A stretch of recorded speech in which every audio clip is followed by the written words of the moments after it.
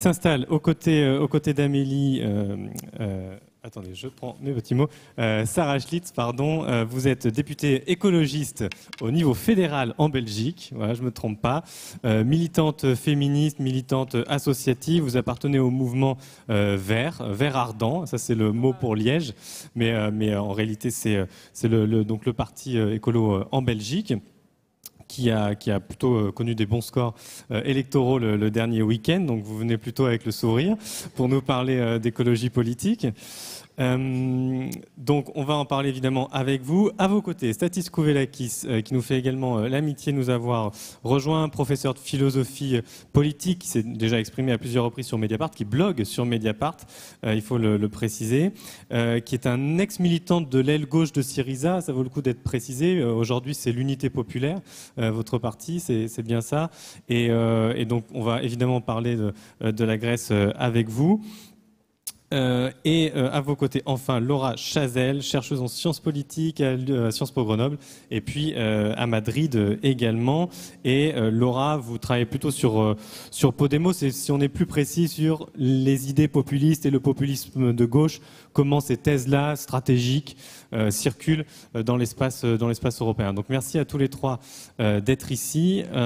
Et je vais tout de suite passer la parole à Amélie, qui va lancer les premières questions pour faire un premier tour d'horizon de ce qui s'est passé le dimanche dernier pour les gauches en Europe. Merci Fabien. Alors pour introduire ce débat, je vais rappeler un tout petit peu les nouveaux rapports de force là qui sont en train de se dessiner au Parlement. Donc sur les 751 eurodéputés qui ont été élus dimanche, le groupe constitué par les partis de gauche radicale, la GUE, Gauche unitaire européenne, ne rassemble pour l'instant que 39 personnes. Ils étaient 52 dans le Parlement précédent. Donc, comme on l'a dit déjà dans la discussion qui nous a précédé, ce groupe est nettement en recul. Les sociodémocrates également, qui sont à peu près 150 aujourd'hui. Ils perdent une quarantaine de sièges par rapport au Parlement élu en 2014. Et puis, on l'a dit aussi, le groupe des Verts, en revanche, progresse nettement. Il gagne une vingtaine de sièges et devrait compter 175 députés. 75 députés. Il ne faut pas exagérer non plus. Donc voilà, pour le tableau général. Alors, on va parler évidemment du recul des gauches, des raisons de ce recul, et puis aussi peut-être des raisons d'espérer, on va voir. Alors, première question, on va faire un petit tour d'abord assez rapide pour avoir des éléments d'analyse de la part de chacun d'entre vous. Stathis Skouvelakis, pour commencer sur l'échec de Syriza, entre autres, hein, et l'échec des gauches radicales en général. Pourquoi Syriza a fait un si mauvais score ce dimanche et pourquoi finalement si tard? Pourquoi seulement maintenant alors que ça fait un certain temps que Tsipras est au pouvoir en Grèce? Bien. Alors, il y a 5 ans, mais c'était le jour même, je crois, des élections, Mediapart m'avait fait l'honneur de m'inviter pour commenter un résultat impressionnant de Syriza, qui a été celui qui lui a ouvert en réalité en 2014 la voie vers la victoire électorale quelques mois après, en janvier 2015. Et je rappelle que donc, le mandat de Syriza était un mandat relativement simple, c'était rompre avec les politiques d'ultra-austérité qui avaient été imposées par la Grèce et rompre avec le régime de mise sous tutelle du pays par la Troïka de ses créanciers, essentiellement des instances européennes.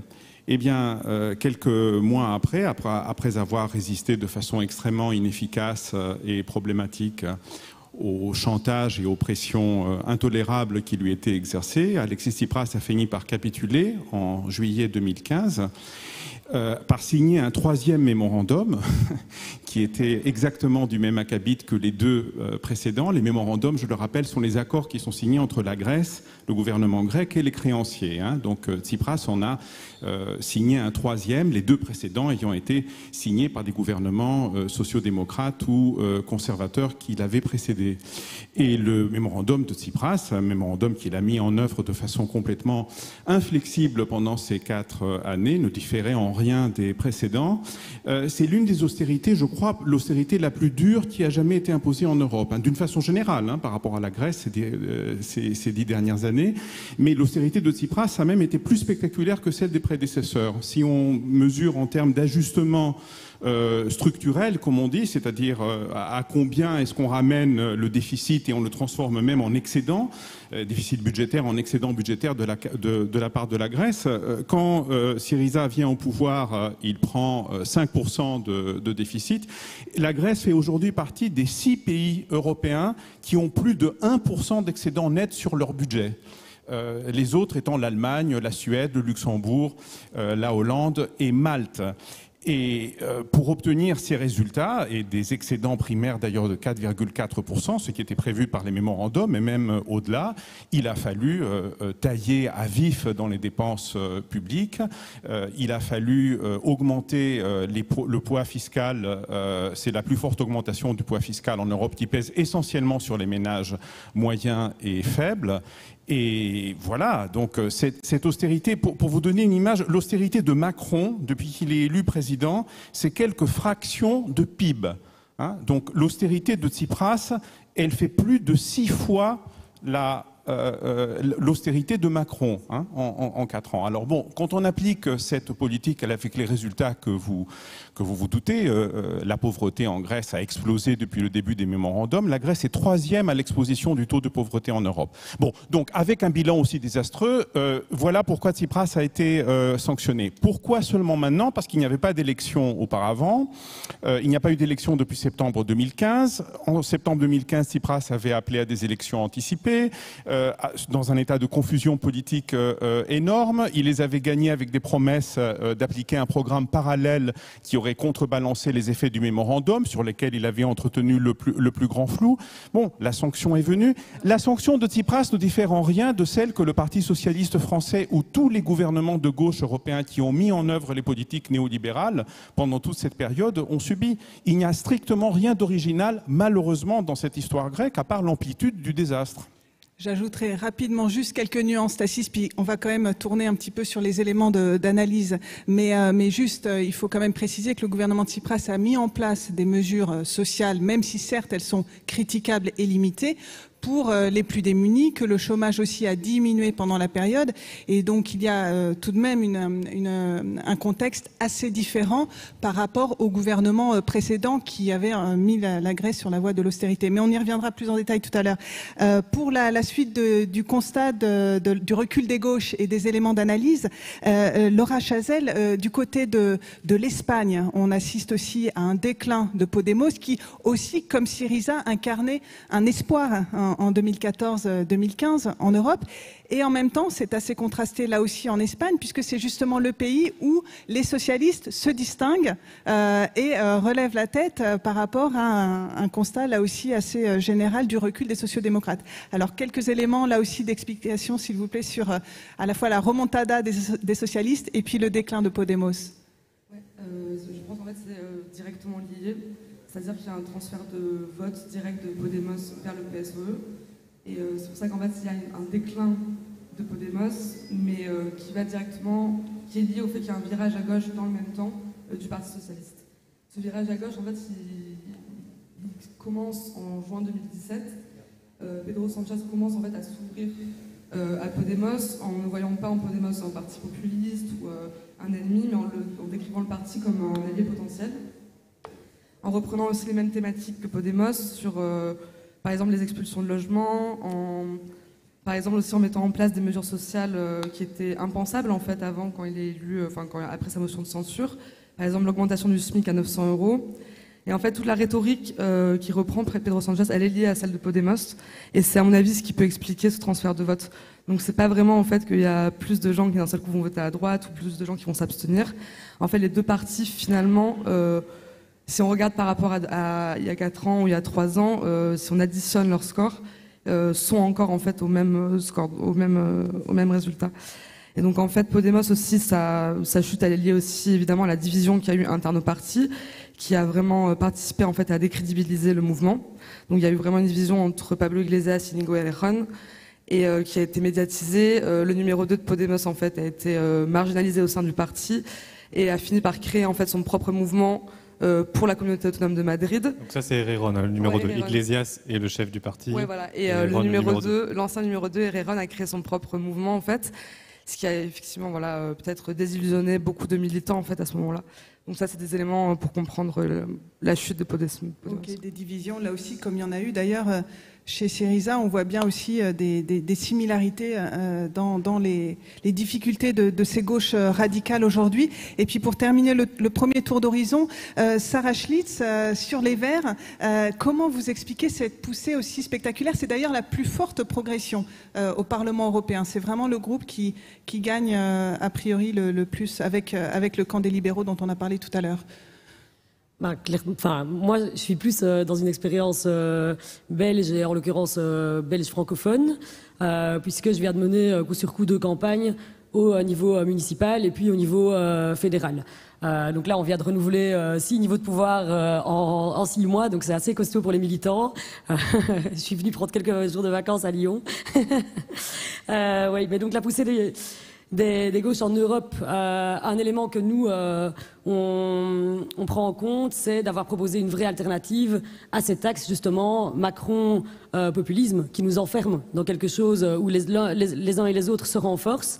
Et sans doute qu'une des pires stratégies qui a été évoquée il y a quelques mois de ça par Cohn-Bendit, c'était de dire il faut absolument se mettre tous derrière Macron pour battre les populistes, alors que justement c'est le plus beau cadeau qu'on peut leur faire. Et donc je pense que justement le développement d'un axe qui est à la fois ouvert sur les questions de migration et les questions sociales et de lutte contre la fraude fiscale d'une part, et les questions environnementales d'autre part, qui rejoignent les préoccupations climatiques qu'on a pu voir chez nous d'une façon très forte, mais aussi ailleurs en Europe, sans doute que ça peut expliquer cette troisième voie, voire ce deuxième axe, quoi. Voilà. Alors on va approfondir tous les points que vous avez chacun abordés assez brièvement. Laura, on va commencer avec vous sur cette thématique du populisme de gauche qui a été beaucoup débattue en France et ailleurs sur la scène internationale, scène européenne en tout cas. Donc on l'a dit, déclin de Podemos, donc vous avez commencé à expliquer par le virage à gauche du PSOE, les socialistes espagnols. Il y a eu d'autres expériences, notamment la France insoumise, où on a un déclin effectivement très, très marqué, et un grand débat qui commence sur c'est le populisme de gauche qui a failli, c'est le populisme de gauche qui nous mène dans le mur. Alors, première question, est-ce que les campagnes ont été faites vraiment toujours sur ce thème-là du populisme de gauche qui était apparu il y a 5 ans? Et si oui, du coup, pourquoi ça ne marche plus là où ça marchait il y a 5 ans?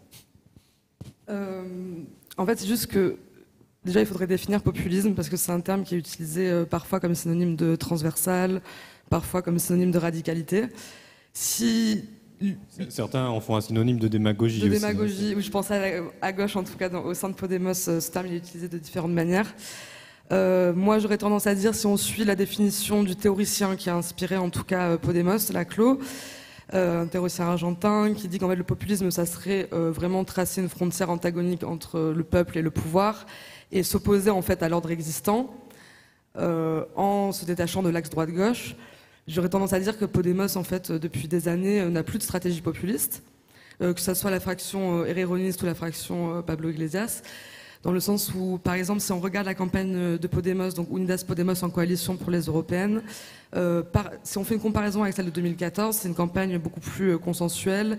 On parle de réformer l'Europe, on parle de thématiques qui amènent à aucun conflit. On dit c'est des thèmes comme la justice sociale, plus de protection, mais on rentre jamais en conflit réellement avec une élite qui serait corrompue, ou alors c'est secondaire dans le discours. Alors qu'en 2014, on avait vraiment un discours national populaire, presque anti-impérialiste envers la Troïka, l'Allemagne, avec tout un imaginaire du sud de l'Europe qui serait une colonie en fait de l'Allemagne, de la Troïka, ou qui serait la cour de récréation de l'Europe du Nord. Et ce discours plus radical, il a été effacé au profit d'un discours beaucoup plus modéré. Donc en fait, je suis pas sûre qu'on puisse qualifier la campagne maintenant de Podemos de populiste. Eux, ce qu'ils font pendant leur campagne, c'était plutôt distinguer 3 types de projets pour l'Europe. Un projet qui serait l'Europe des marchés, donc néolibérale d'Emmanuel Macron, une Europe d'extrême droite et l'Europe des eurocritiques. Donc c'est vraiment l'idée de réformer l'Europe par les institutions et de réformisme. Donc du coup, je suis pas sûre que ça soit l'échec de la stratégie populiste. En fait, le populisme s'est compris au sein de Podemos, en tout cas, comme un moment, en fait. C'est-à-dire qu'il y a eu un moment donné où il y avait une fenêtre d'opportunité pour avoir un discours qui s'opposerait vraiment à une oligarchie. Et cette fenêtre se serait refermée. Et on le voit par exemple dans la campagne, donc ça c'est pour la ligne officielle du parti avec Pablo Iglesias, mais on le voit aussi dans la campagne de Mas Madrid. Donc on peut le lire dans les médias français. Mas Madrid, il faut juste expliquer. C'est la coalition de Herrerón, le numéro 2 de Podemos, qui s'est présenté dans la communauté autonome de Madrid, parce qu'on avait 3 élections en même temps en fait en Espagne, les municipales, les régionales et les européennes. Et alors ça a été analysé dans les journaux français, on lit que ça a été la victoire en fait d'une stratégie populiste, parce que finalement la liste d'Herrerón plus transversale a fait 14% contre celle de Pablo Iglesias qui a fait 5%. Mais finalement celle de Mas Madrid était extrêmement consensuelle aussi. On avait vraiment un discours de régénération de l'ordre, l'idée de remettre de l'ordre dans la communauté. Herrerón a fini en fait après les résultats dans son discours, il explique qu'une nouvelle gauche est née, donc la transversalité c'est aussi à relativiser. Donc je suis pas vraiment sûr qu'on peut les définir comme des partis populistes. Juste un mot avant qu'on continue à faire tourner la parole. Vous dites que le moment, en tout cas, eux voient le moment populiste comme refermé. Pour quelle raison il se serait refermé après tout, la crise est pas, peut-être elle a été contenue, mais elle n'est pas finie. Enfin, la crise de la zone euro, les fondamentaux sont toujours là. Non, mais c'est pas seulement une crise qui peut amener à un discours populiste, c'est aussi le fait que Podemos, avant de rentrer dans les institutions, pouvait se permettre d'avoir un discours en s'opposant à la caste. La caste, c'était les 2 principaux partis, le Parti populaire et le Parti socialiste. Mais une fois que Podemos est rentré dans les institutions en décembre 2015, comme c'est un système parlementaire, il y a forcément un jeu des alliances à faire, et en fait Podemos ne peut pas faire comme le M5S par exemple et s'allier avec la Lega. Donc en fait l'hypothèse populiste de toute façon dans un système parlementaire elle trouve sa limite à ce moment-là en fait. Dès l'élection en fait, dès l'arrivée au moins partielle au pouvoir. Bien sûr, parce qu'en fait leur allié naturel ça va être le Parti socialiste à Podemos. Et bon là on voit des différences parce qu'on voit que Mas Madrid, le mouvement de Herrerón commence à proposer au Parti libéral Ciudadanos de peut-être faire une alliance dans la communauté. Mais en fait voilà, la limite à mon avis de l'hypothèse populiste elle se trouve là quoi.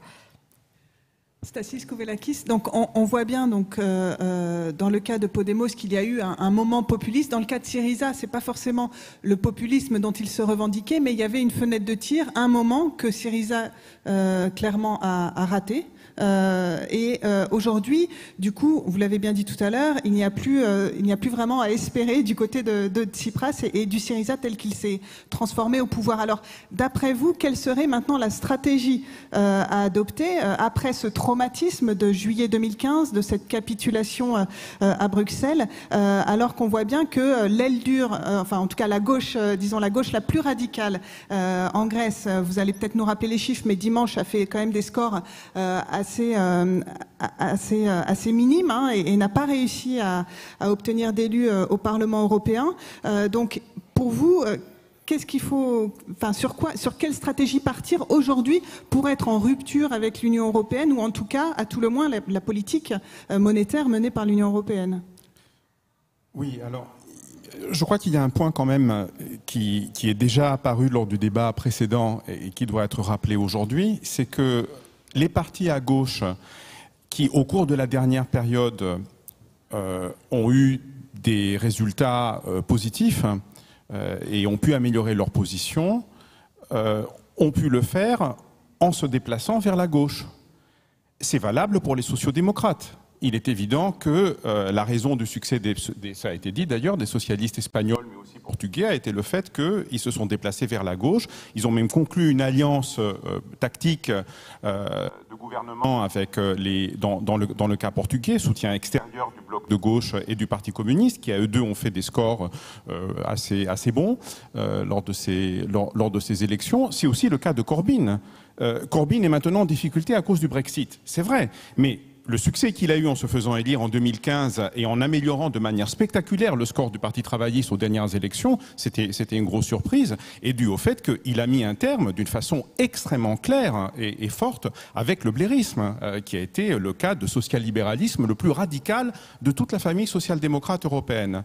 À l'inverse, les partis sociodémocrates qui sont toujours embourbés dans des gestions néolibérales, et de plus en plus d'ailleurs dans des positions subalternes, c'est le cas du SPD en Allemagne, voient leur leur force, s'effilocher et se vider de leur substance. Qui est arrivé pour la première fois en troisième position en Allemagne après les Verts. Alors, la gauche radicale, qui est ma famille politique depuis de longues décennies, a fait l'expérience de cet effondrement dès qu'elle a mis la main dans l'engrenage néolibéral depuis longtemps. La seule différence avant l'expérience grecque, c'est qu'elle le faisait en tant que partenaire subalterne de coalition dirigée par les sociodémocrates. Il faut quand même rappeler que chaque passage du PCF par des gouvernements dominés par le Parti socialiste s'est traduite par la perte au moins de la moitié de ses forces. Ça n'explique pas en totalité le déclin, bien sûr, du PCF, mais ça explique quand même une accélération considérable. Souvenons-nous de l'expérience de la gauche plurielle de Robert Hue, faisant 3% à la sortie de cette expérience. C'est le cas de refondation communiste en Italie, qui a été l'un des espoirs principaux de la gauche radicale pendant les années 2000, très impliquée dans le mouvement altermondialiste à l'époque. Et maintenant, la différence, c'est que Tsipras, dans ce contexte très particulier, après avoir bénéficié de mouvements sociaux et de mobilisations sociales exceptionnelles, comme en Espagne d'ailleurs, c'est ça en réalité le vrai point commun. C'est pas le populisme. Syriza n'est absolument pas un parti populiste, ne l'a jamais été, ne l'est pas plus maintenant qu'il ne l'a été hier. Par contre, comme Podemos, c'est des partis qui ont su capitaliser sur la grande vague de mobilisation populaire, d'occupation des places, qui ont pris d'ailleurs des formes relativement similaires dans ces deux pays. Eh bien, l'application de politiques néolibérales, là, en position de force, en dirigeant le gouvernement, s'est traduite exactement par le même désastre. Donc il n'y a vraiment, malheureusement, aucune grande originalité à rechercher si on a un peu de mémoire politique. Et une petite chose par rapport à ce que vous avez dit auparavant, je suis un grec de la diaspora. Je suis basé hors de la Grèce depuis déjà plusieurs décennies. Je ne suis pas parmi ces gens qui ont émigré depuis la crise économique. Ça a été à une autre époque et pour un autre type de raison. Je dois néanmoins vous dire que la raison principale pour laquelle les chiffres du chômage ont un peu dégonflé en Grèce, tout en restant proche des 20%, ce qui est un score tout à fait terrible, c'est que la Grèce a perdu 600 000 habitants depuis le début de la crise. 400 000 Grecs et 200 000 travailleurs étrangers sur un pays qui comptait 11 millions d'habitants. Et parmi ces 400 000 personnes qui ont quitté la Grèce, moi j'en vois à Londres, j'enseigne à l'université de Londres, ça a été dit absolument tous les jours, c'est pour les 2/3 des gens très diplômés, c'est la génération la mieux éduquée, la plus diplômée du pays, c'est l'une des conséquences de la dévastation sociale que subit la société grecque et qui la met au même niveau que les autres pays d'Europe de l'Est. Il y a 3 mois, le Monde diplomatique, 3-4 mois, avait consacré un très bon numéro sur le fait que l'Europe de l'Est se vide de sa substance vive avec l'émigration massive vers le reste de l'Europe. Eh bien, la Grèce a rejoint la Bulgarie, la Bosnie, la Pologne, la Roumanie, les autres pays de l'Est. Elle perd ses forces vives car la société est complètement dévastée à genoux et 4 années de gauche radicale, dans le titre en tout cas, n'ont absolument rien changé mais n'ont fait qu'aggraver une pente qui était déjà bien engagée avant, bien sûr. Alors Sarah, j'aimerais qu'on vous entende sur votre expérience en Belgique. Vous l'avez dit, c'est une expérience qui est certes européenne, mais aussi très, très locale, très, très nationale. Ce sont des campagnes que vous avez menées.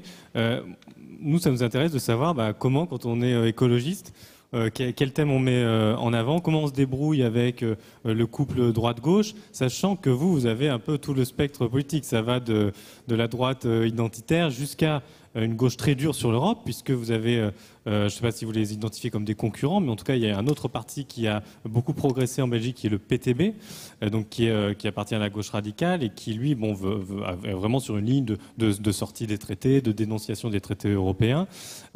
Vous, comment vous essayez de capter à la fois la colère sociale qui peut y avoir, tout en avançant vos propres thèmes sur le terrain?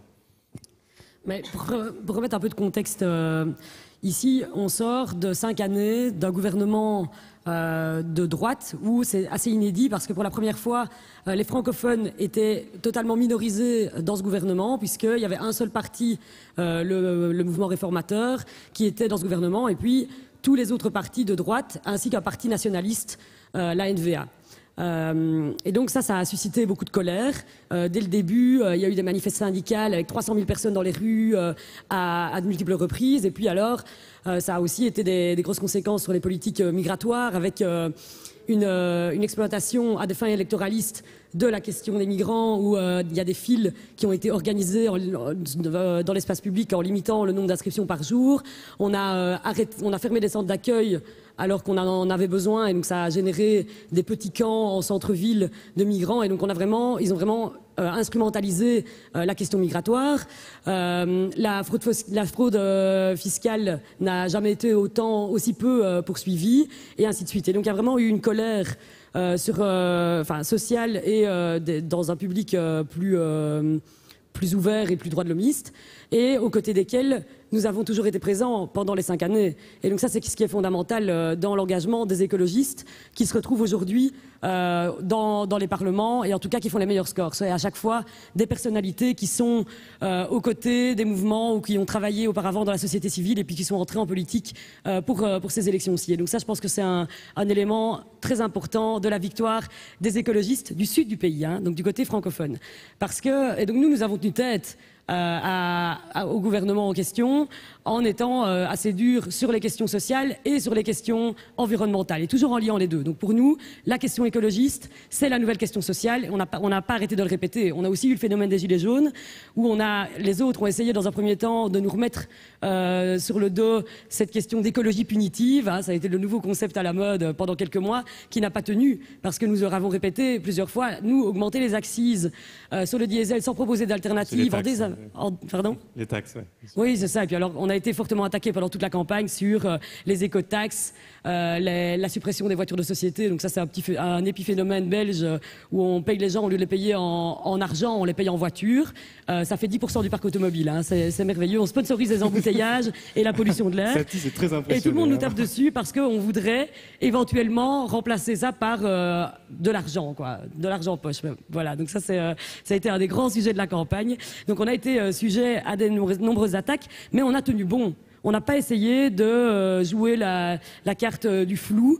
On est resté ferme sur nos thématiques qui sont à la fois l'ouverture face aux questions migratoires, les questions sociales. On n'a pas eu peur. Et même quand je pense à des collègues qui ont peut-être une ligne un peu plus proche des PME, des petits indépendants, on n'a pas eu peur d'aller sur les plateaux, dire que oui, on était pour une contribution des grosses fortunes plus forte demain qu'aujourd'hui.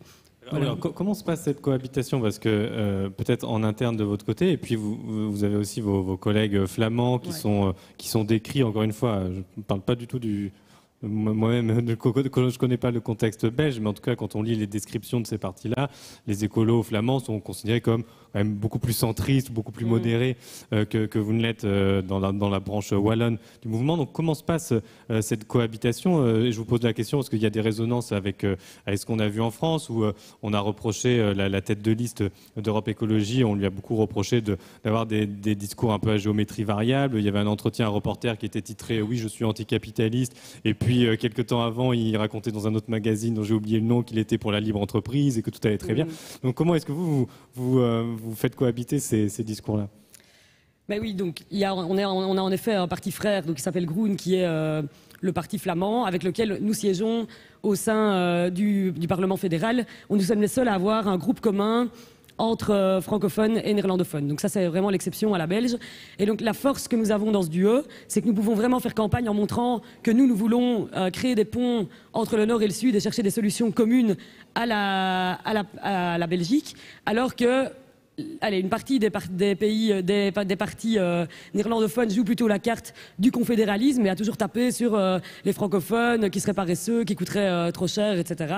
Et d'autres, par contre, qui essayent d'utiliser en fait les discours des Verts francophones contre les Verts néerlandophones. Donc si par exemple on fait une interview où on dit qu'on est en faveur de la légalisation du cannabis, ça va leur retomber dessus directement, parce qu'il y a vraiment aujourd'hui en Flandre un contexte politique qui est détestable, avec une hégémonie vraiment de la pensée de la NVA qui s'est installée. Donc c'est un néolibéralisme très dur, avec aussi des discours migratoires dignes de l'extrême droite et inspirés de l'extrême droite, mais qui ont été complètement banalisés par leur participation aux différents gouvernements, parce qu'ils étaient aussi présents au gouvernement flamand, et un accès aux médias où on les traite vraiment comme n'importe quel autre parti traditionnel. Et donc eux ont vécu une campagne très difficile, mais ils n'ont pas, pour moi, osé être suffisamment clivants et être la vraie alternative à la NVA. Et ça, pour moi, c'est un problème. Parce qu'ils ont fait une sorte de ce discours hégémonique, mais édulcoré sur un certain nombre de thèmes. Et donc ça, l'ambiance au QG ce dimanche était un peu particulière. C'était un peu une salle de ambiance où les Verts n'arrêtaient pas de monter au fur et à mesure que les résultats tombaient. Surtout à Bruxelles où on fait les meilleurs scores, on est dans les 20%, premier parti au niveau des scores pour le Parlement fédéral. Et puis Groen qui ne recueillait pas du tout les suffrages espérés et qui en même temps voyait le Vlaams Belang, donc le parti, donc l'original en fait à la NVA, péter les scores et personne ne les avait vus venir. Et donc là c'était l'horreur, quoi. Voilà.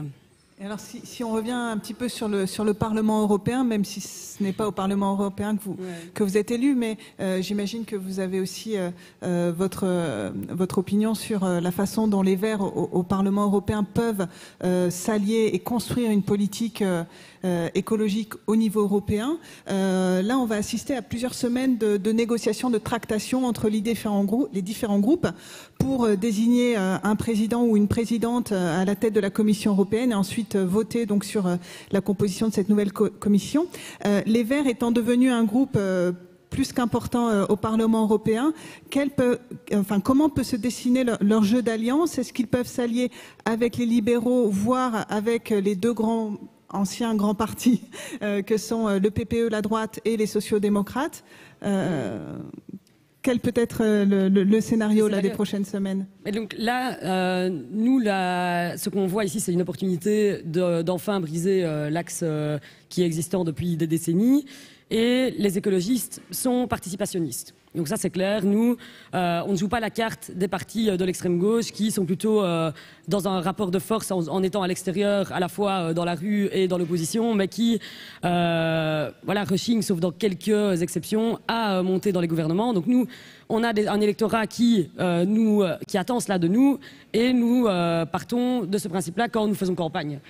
Donc ici, nous allons négocier. D'ailleurs, hier, nous avions une assemblée du Parlement interne d'écolo, où un mandat a été octroyé à Philippe Lamberts pour entamer des négociations avec plusieurs partis. Alors, donc, oui. Peut-être là-dessus, j'aimerais peut-être une réaction de Statis, puisque tu ne le caches pas, tu es militant plutôt de la famille de la gauche radicale. Comment justement tu vois cette question-là des alliances, de cette côté de la participation aux institutions pour les faire pencher plus d'un côté plus du progrès humain, voilà, comment tu vois ce rôle-là des écologistes en Europe et dans d'autres pays? Bon, concernant les écologistes, moi je dirais que la poussée des écologistes en France et d'ailleurs dans d'autres pays européens à l'occasion d'élections européennes n'est pas une nouveauté absolue. C'est plus peut-être le véritable bond qualitatif qui se fait en Allemagne et qui a été fait en Allemagne et qui renvoie d'ailleurs à un réalignement plus radical de la politique allemande qui doit nous préoccuper. Mais je rappelle qu'en France, il y a eu des poussées écolo qui ont été même plus importantes que celles qu'on a vues récemment. Je remarque aussi que dans certains pays, mais ce n'est pas le cas de votre parti en Belgique, je l'ai bien compris, les écolos font des campagnes nettement plus droitières que par le passé. C'est le déplacement à droite des Verts allemands est notable. Dans certains, d'ailleurs, des Länder allemands, ils gouvernent, y compris avec la droite, et ils ont déclaré que même au niveau fédéral, ils étaient ouverts sur le principe à une coalition avec les chrétiens démocrates. C'était inimaginable. Je suis suffisamment vieux pour avoir vécu et fêté, d'ailleurs, l'élection de la première députée verte, qui s'appelait Petra Kelly, en 1984, qui a déboulé au Parlement allemand avec un portrait de Rosa Luxembourg, qui était sa grande référence. Bon, entre Petra Kelly 1984 et les Verts actuels, il y a un abîme de différence. Tout le monde le comprend. Ce qui relativise beaucoup la nouveauté de ces partis. Tout le monde sait que le recentrage des partis, l'épreuve du pouvoir, c'est quand même des grands classiques en politique. Alors, je voudrais donc je ne suis pas sûr que cette montée des Verts puisse offrir véritablement une alternative progressiste à un niveau européen. Je ne néglige pas du tout que certains partis verts sont très sensibles aux questions de justice sociale, sans laquelle, à mon avis, une véritable écologie n'est pas concevable. favorable. Mais au niveau européen, il me semble que les partis verts sont en fait de plus en plus perméables et érodés par le social-libéralisme, suivent une voie parallèle à la social-démocratie. Je voulais revenir, si vous permettez, un instant sur la Grèce, sur ce qui s'est passé un peu à gauche de Syriza.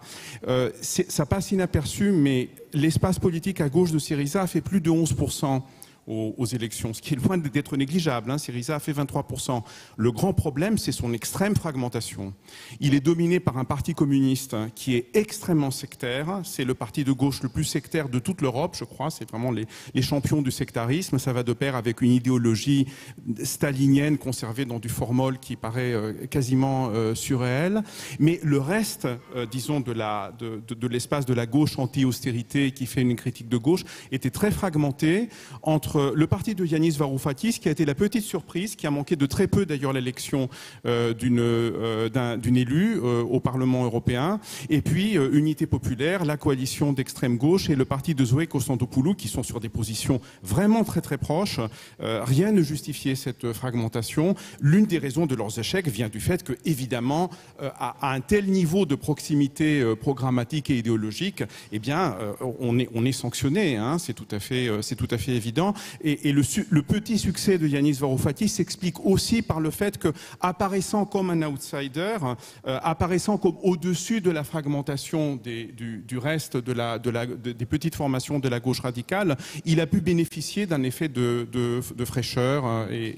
Voilà. Je voulais quand même revenir sur la stratégie écolo. Ma question était un peu vague, du coup je la précise par rapport à ce qu'a dit Sarah, c'est-à-dire clairement quand on parle à plusieurs écologistes, ils disent faire des coalitions, y compris jusqu'aux libéraux, voire jusqu'aux plus ouverts du PPE au niveau européen, pourquoi pas, si c'est pour obtenir des victoires, même si elles sont modestes, au niveau européen. Si je comprends bien votre position, et qui rejoint la position de la plupart des gens à la gauche radicale, et encore, c'est pas dit, ça c'est hors de question ou c'est illusoire. Pourquoi ? Il faut quand même faire ce point-là. Bon, écoutez, on donne beaucoup, depuis le début d'ailleurs de ce débat, on donne beaucoup d'importance au Parlement européen. C'est normal dans un sens, on est au lendemain d'une élection européenne, mais enfin le Parlement européen a très peu de pouvoir. Bon, il suffit on se refait le film de ce qui se passe depuis 10 ans avec la gestion d'une crise européenne d'une très très grande gravité. À aucun moment on a vu une décision majeure se prendre au Parlement européen. C'est toujours les Eurogroupes qui ont été décisifs, c'est même les réunions des ministres des Finances à un certain niveau, c'était évidemment les décisions de la Commission, c'est la Banque Centrale Européenne qui a pris peut-être les décisions les plus lourdes politiquement, et tout le monde sait que la Banque Centrale Européenne est totalement indépendante de tout contrôle politique, quel qu'il soit. Donc en Europe, c'est-à-dire dans l'Union européenne, parce que l'Union européenne et l'Europe ce n'est pas la même chose, ça ne se passe pas au Parlement européen. C'est totalement structurel, c'est pour ça que l'Union européenne a été faite, c'est pour ça que je crois que l'Union européenne pour moi n'est pas réformable. Je ne suis tout à fait favorable à un projet européen internationaliste, mais à mon avis, un tel projet ne peut se faire qu'avec une rupture avec les institutions et les traités actuels de l'Europe. Il faut une phase de déconnexion pour pouvoir se reconnecter après sur d'autres bases, car l'Union européenne a été dès le départ conçue et pensée pour ne pas être réformable. Elle a été conçue pour être un verrou qui rend permanente et intangible les politiques néolibérales. C'est contre cela d'ailleurs que Syriza s'est fracassé en Grèce, c'est contre cela que toute politique de gauche va inévitablement se fracasser en Europe. Donc moi je suis effectivement du côté des rupturistes. D'accord. Alors, on va sans doute avoir une réaction de Sarah Schlitz. Je voulais entendre Laura Chazelle avant sur justement l'état de ce débat-là dans la gauche alternative espagnole, notamment au sein de Podemos. Je crois savoir qu'il y a un courant minoritaire, mais un courant critique de gauche de Podemos qui a participé aux discussions plan A, plan B avec les Insoumis et d'autres, mais que on va dire le cœur de Podemos, lui, a toujours été dans une tradition qui, pour le coup, n'était pas du tout rupturiste. Et pour eux, l'idée même de rompre avec l'UE pour appliquer leur programme à tout prix, ils l'ont jamais vraiment défendu aussi clairement, en tout cas. Non, mais c'est comme, je ne sais plus quelle intervenante avant expliquait que les contextes nationaux en jouent énormément. Et en Espagne, en fait, l'Espagne rentre en 86 en Europe, dans l'Union européenne. L'entrée dans l'Union européenne, c'est vu dans l'imaginaire collectif comme la sortie de la dictature, parce qu'il fallait qu'il soit sorti de la dictature pour pouvoir rentrer dans l'Union européenne. C'est vu comme le boom en avant économique, donc c'est vu comme vraiment quelque chose de progressiste encore. Donc l'euroscepticisme, il reste faible. Donc en fait, c'est vrai que c'est pas réellement un débat aussi fort, par exemple, qu'au sein de la FI. On parle même quand le Podemos de 2014 avait un discours très critique sur l'Union européenne, ça restait l'idée de pouvoir réformer depuis les institutions en faisant des alliances par exemple avec Syriza à ce moment-là en 2014. Donc on imaginait une espèce d'union sud-européenne, c'était vraiment ça. Mais c'est vrai que sortir de l'Union européenne, c'est pas réellement un débat parce que le scepticisme est trop faible. Et ça explique aussi le fait en fait que Podemos a modéré son discours. En fait, ce que je disais tout à l'heure sur son discours anti-impérialiste, on va dire national-populaire, Europe du Nord, Europe du Sud, parce qu'en fait il a trouvé très peu d'écho en fait dans la société espagnole. Donc c'était un discours qui était calqué un peu sur le discours national-populaire des gouvernements latino-américains des années 2000, donc Correa, Chavez, Morales, à l'encontre des États-Unis, mais c'est un discours qu'ils ont essayé un peu d'importer en fait en Espagne, mais qui n'a pas trouvé en fait d'écho pour cette raison, je pense, enfin, une des raisons en tout cas. Alors, avant le dernier cycle de questions, peut-être une réaction de Sarah Schlitz sur l'argument de Statis concernant le côté irréformable de l'Union européenne. On voit bien qu'il y a en tout cas un gouvernement qui s'est cassé les dents contre ça. Là, on a une expérience grandeur nature aussi de l'inflexibilité des institutions européennes. Ça a été rappelé sur la BCE. On a l'impression que les écologistes ont du mal à se colter à ce débat-là. Oui, mais donc déjà une réaction par rapport à ce que tu disais. Moi, je ne tiens pas à défendre tous les écologistes de toute l'Europe, hein, ça c'est bien clair.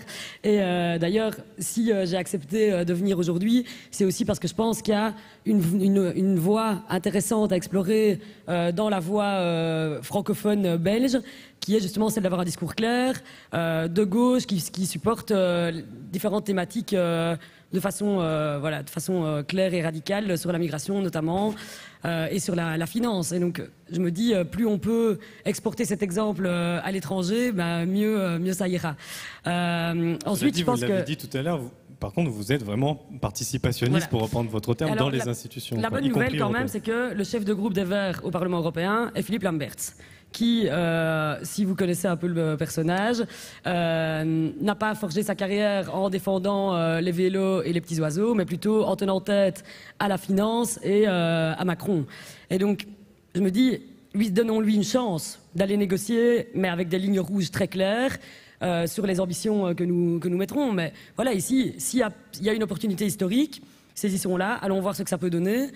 Tous les partis se disent verts aujourd'hui, alors on va aller voir si après les élections et après les promesses de campagne, ça tient toujours ou si finalement on a un peu changé d'avis. Et puis alors on en rediscutera. Mais donc ce qui est très clair aussi, c'est que nous, chez Écolo, on est des partis qui sont très participatif en interne, et donc il va y avoir des allers-retours vers le Parlement interne d'Écolo, et ça ne va avec des guidelines données par les militants. C'est pas un blanc-seing qu'on donne à Philippe pour aller négocier tout seul, quoi.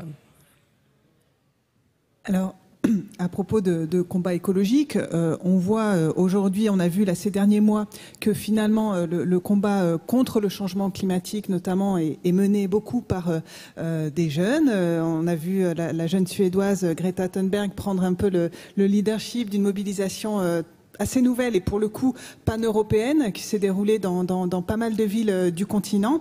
Et puis après, à l'échelle nationale, dans différents pays, on voit que ce sont souvent les mobilisations sociales qui sont à la pointe. On l'a vu dans le plateau précédent en parlant de Pologne, où les femmes notamment sont à la pointe du mouvement social et des revendications sociales et en termes de droits humains. Et finalement, en Grèce aussi, moi j'ai eu l'impression, Stasis, que ces dernières années, ça a été beaucoup à la suite du mouvement des places qui avait émergé en 2011, que finalement c'est beaucoup dans les quartiers, dans la mobilisation de terrain, que les gens se politisent, sont actifs. Et alors, pour Mediapart, je suis retournée en Grèce récemment pour faire une série de reportages justement avant les élections, où j'ai rencontré des gens qui étaient très actifs dans ces mouvements et qui n'allaient pas voter pour ces élections, ou en tout cas étaient également très très déçus de la politique de Syriza au pouvoir. Et est-ce qu'aujourd'hui, finalement, c'est pas dans les mouvements sociaux que se fait le combat politique, plus qu'au Parlement européen, justement? Alors, bien sûr, pour les pour un parti qui vise à la transformation sociale, les mouvements sociaux sont oxygène. Je crois que l'un des plus grands problèmes de la gauche aujourd'hui, auquel je dois dire que pour ma part, je trouve que le populisme de gauche, avec sa fixation sur la scène électorale, n'apporte pas de réponse satisfaisante, c'est la séparation entre le social et le politique. C'est-à-dire le fait qu'il y a une déconnexion grandissante entre ce qui se passe au niveau des mouvements sociaux, qui est souvent extrêmement intéressant, et ce qui se passe au niveau des partis politiques, qui apparaissent comme des appareils qui sont là exclusivement pour gérer des rapports de force électoraux. L'une des forces des partis verts, c'est que justement, sur un certain nombre de créneaux, qui sont l'environnement, mais pas seulement, c'est des partis qui sont très présents, et j'en suis ravi bien sûr, sur la défense des migrants par exemple. Donc c'est des partis qui dépassent en partie, partiellement sur certains terrains, ce clivage entre le social et le politique. Alors je suis d'accord avec vous, en Grèce, on a vu se développer, en Espagne aussi d'ailleurs, il me semble, des formes d'activisme au niveau local, de solidarité, d'auto-organisation que des pays d'Amérique latine ont connues lors des crises précédentes. Il y a en Grèce le réseau des dispensaires sociaux, il y a des réseaux d'entraide au niveau local. Bon, la démoralisation qui a suivi la capitulation de Tsipras en 2015 a touché y compris ces réseaux. Ils sont moins actifs, il y a moins de monde maintenant que dans la période entre 2010 et 2015. Mais je tiens à rappeler que je ne conçois pas cela en déconnexion, en opposition par rapport aux formes dites traditionnelles d'organisation du mouvement social.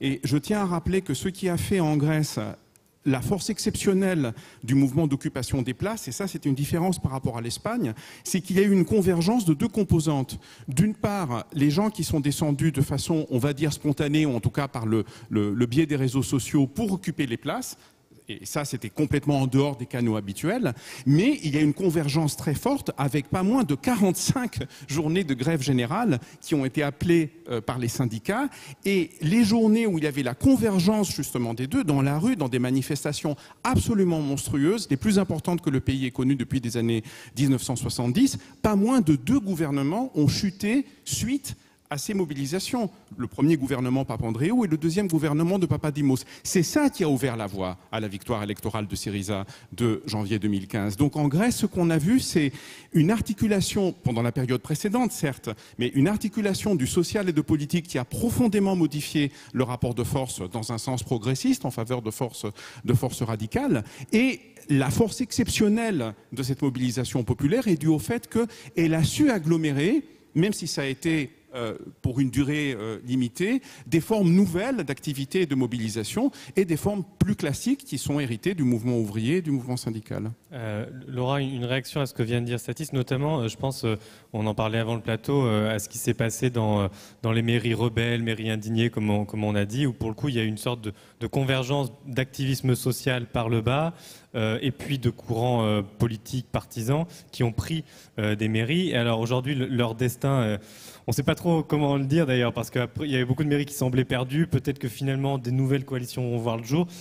Comment est-ce que vous pourriez résumer pour le public français cette sorte cette dynamique qui semble s'être essoufflée également de ce côté-là dans les villes espagnoles? Ouais, juste avant pour réagir. Sur populisme de gauche et mouvements sociaux, je comprends pas vraiment l'opposition en fait qui est faite, parce que par exemple Podemos, c'est né au moins les 2 premières années du parti, leur stratégie populiste de gauche, donc vraiment elle est définie comme ça et je pense qu'on peut l'analyser comme ça. Elle est intimement liée en fait au mouvement du 15e qui a été le mouvement des indignés en Espagne en 2011, et en fait c'est justement ce mouvement-là qui a permis de créer en fait qui s'est affranchi des partis politiques et des syndicats, parce que les gens se reconnaissaient plus en fait. Leur slogan principal c'était ils ne nous représentent pas. En fait, ce mouvement a créé une rhétorique, un discours de ceux du haut contre ceux du bas, sur lequel en fait Podemos est né, mais en fait il s'est créé grâce à ce mouvement social. Il a toujours, bon maintenant c'est un peu essoufflé parce que c'est de plus en plus loin en 2011, mais Podemos a toujours gardé dans son discours un imaginaire avec le 15e, a toujours fait des liens. L'idée de faire des cercles, en fait, c'était directement lié, par exemple, l'organisation partisane de Podemos, c'était lié à l'organisation du 15e. Donc je pense pas du tout en fait que ça s'oppose les deux. Cet aspect a été effacé quand même. Il a été effacé parce que dans le temps, en fait, le 15e est devenu c'est-à-dire qu'au bout de 7 ans, 8 ans, c'est quelque chose qui, de toute façon, est moins fort, en fait, dans l'opinion publique, etc. Mais c'est quand même un populisme de gauche. Enfin, moi, le seul en Europe, en tout cas, que je peux vraiment considérer dans les dernières années comme un populisme de gauche, c'est créé en relation avec un mouvement social. Donc je pense vraiment pas que ça s'oppose. Et par exemple, en ce moment en Espagne, c'est pas tant l'écologie en fait qui est un mouvement social hyper important, c'est plus le féminisme. Donc il y a vraiment des manifestations gigantesques quoi, pour le 8 mars, pour la journée des femmes. Et de manière générale, il y a des mobilisations tout le temps. On le voit de toute façon dans les villes, Madrid, Barcelone et partout. Et en fait, c'est plutôt le populisme de gauche, donc les partis de gauche gardent un lien avec ces mouvements-là, donc sans s'en revendiquer, parce que de toute façon c'est deux choses différentes, non, c'est deux manières de s'organiser différentes. Ils gardent un lien. Je crois pas du tout qu'il faut que ça s'oppose quoi. Et après sur les mairies du changement, c'était un peu différent. Donc Ada Colau, c'était à Barcelone, qui s'est présentée avec la coalition Barcelone en commun. Et oui, alors c'est une maire qui vient des mouvements sociaux directement, qui vient d'une association qui luttait contre les expulsions de logements après la crise. Et en fait, le fait qu'elle perde des voix aujourd'hui, je suis pas sûre que ça soit non plus dû à un épuisement des mouvements sociaux, parce que Barcelone, ça reste une ville qui est extrêmement dynamique avec ça. Il y a la question catalane. Il y a la question catalane où en fait il y a la gauche indépendantiste catalane ERC qui en fait gagne énormément de points et en fait elle arrive à ex-aequo avec eux. Ils ont 10 conseillers chacun. Et sauf qu'ils gagnent de, je sais plus, 0,5 points ou quelque chose comme ça en vote. Et c'est pour ça qu'ils pourraient passer devant elle à la mairie, mais il y a des négociations qui sont en cours. C'est d'ailleurs peut-être grâce à Manuel Valls qu'on va réussir à avoir Ada Colau au pouvoir, parce qu'il propose de la soutenir sans rien demander en échange pour ne pas faire passer les indépendantistes catalans en fait à la mairie. Ou alors c'est grâce à elle qu'il va rester en Espagne alors. Dans tous les cas, il pourrait, à force de faire la girouette, il va finalement aider peut-être la gauche radicale. Bon, on verra. Je ne sais pas si elle va accepter ça en négociation en ce moment, quoi. Donc c'est la haine du catalanisme qui ressort, parce que oui, en Espagne aussi, la question catalane, elle est vraiment centrale. Et par exemple, toute la montée de l'extrême droite qu'on voit, il faut pas l'analyser avec un prisme français. Elle est vraiment liée en fait à cette crise catalane plus qu'à la question de l'immigration. Donc voilà, aussi pour la mairie de Barcelone, c'est lié à cette question-là. Donc c'est pas, je sais pas, c'est un essoufflement des mouvements sociaux, parce qu'ils sont encore quand même très très forts en Espagne, quoi. Sarah Schlitz, peut-être sur le lien entre mouvement social et avancée politique. De votre côté, comment vous le voyez ? En tout cas, nous, ce qu'on a vu dans ces derniers mois, c'est que s'il n'y avait pas eu les mobilisations pour le climat qu'on a vécues, jamais le climat ne serait arrivé comme le sujet central de la campagne. C'est évident. L'été passé, on était en pleine canicule, personne ne parlait du climat, quoi. Et donc il y a une responsabilité, un impact énorme sur le fait de mettre les sujets à l'agenda. Par contre, ce qui a vraiment suscité la colère des citoyens, c'est que finalement, malgré 100 000 personnes qui descendent dans la rue pendant la COP24 pour demander un positionnement ambitieux de la Belgique, la ministre du Climat qui se rend en plus à Katowice, il va en jet privé, etc. Enfin, c'est vraiment une catastrophe du début à la fin, et déçoit vraiment les 100 000 manifestants qui sont descendus dans la rue. Par la suite, il y a d'autres réunions au niveau européen ou international où on continue d'être les boulets des négociations. Il y a les jeunes qui commencent à descendre dans la rue toutes les semaines en séchant les cours, 35 000, 40 000, puis parfois 5 000, mais c'est vraiment un mouvement qui tient sur la durée et qui finissent par ne rien obtenir. Et donc là, il y a vraiment, je pense, eu une colère dans le chef de ces jeunes, mais aussi des mouvements climatiques mobilisés depuis des années, par rapport à cette non prise en compte de la revendication et le fait de se dire mais on n'est pas écouté par nos représentants. Et je pense que ça a aussi eu un impact sur le scrutin. Merci Sarah. Nous allons d'ailleurs pouvoir faire une transition avec le plateau suivant, puisque nous allons revenir sur les questions climatiques très rapidement. Merci à vous trois pour ce débat et votre venue à Lyon pour revenir sur les élections européennes de dimanche. Merci Fabien.